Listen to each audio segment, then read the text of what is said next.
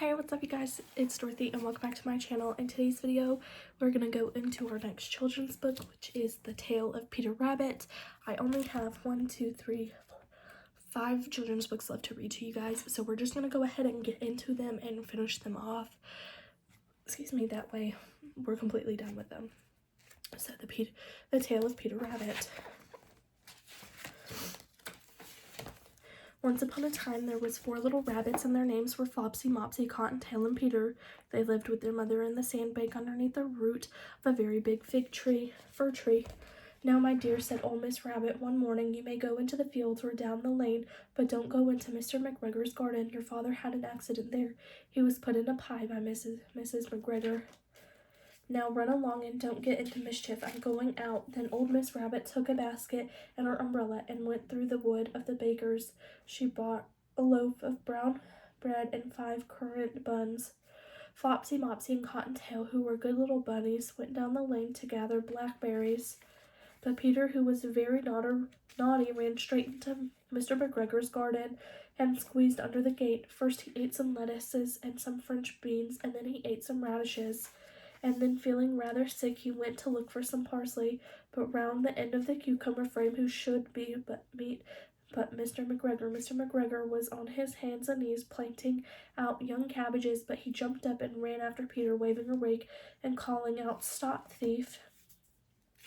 Peter was most dreadfully frightened. He rushed all over the garden, and for he forgotten the way back to the gate, he lost one of his shoes among the cabbages and the other shoe amongst the potatoes. After losing them, he ran on 4 legs and went faster so that I think he might have gotten away altogether if he had not unfortunately run into a gooseberry net and got caught by the large buttons on his jacket. It was a blue jacket with brass buttons, quite new.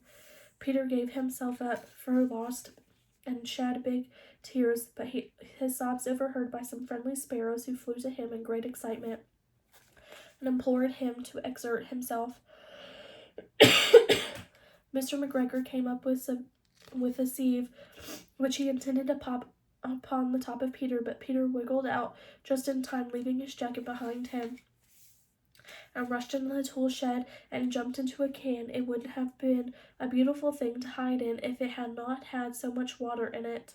Mr. McGregor was quite sure that Peter was somewhere in the tool shed, perhaps hidden underneath the flower pot. He began to turn them over carefully, looking under each. Presently Peter sneezed.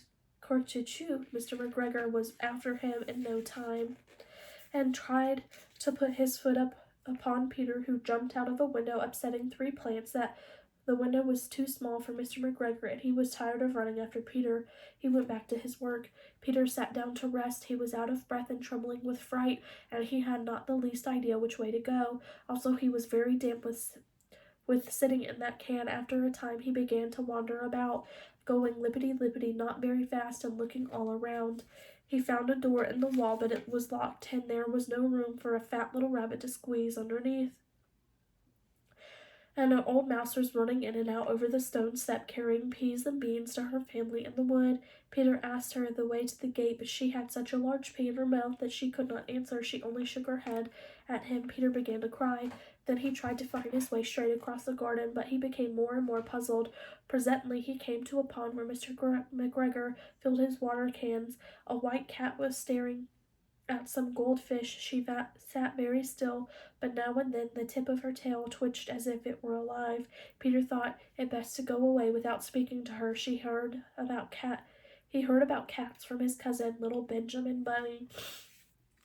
He went back towards the tool shed, but suddenly, quite close to him, he heard the noise of a hoe, scritch, scratch, scritch, scratch. Peter scuttered underneath the bushes, but presently, as nothing happened, he came out and climbed upon a wheelbarrow and peered over.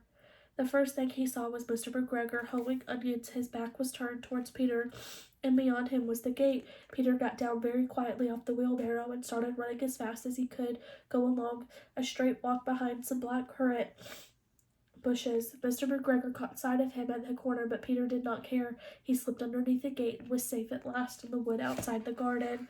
Mr. McGregor hung the little jacket and the shoes for a scarecrow to frighten the blackbirds. Peter never stopped running or looked behind him till he got home to the big fir tree. He was so tired he flopped down upon the nice soft sand of the floor of the rabbit hole and shut his eyes. His mother was busy cooking. She wondered what he had done with his clothes. It was the second little jacket and pair of shoes that Peter had lost in a fortnight. I'm sorry to say that Peter was not very well during that evening. His mother put him to bed and made some chamomile tea.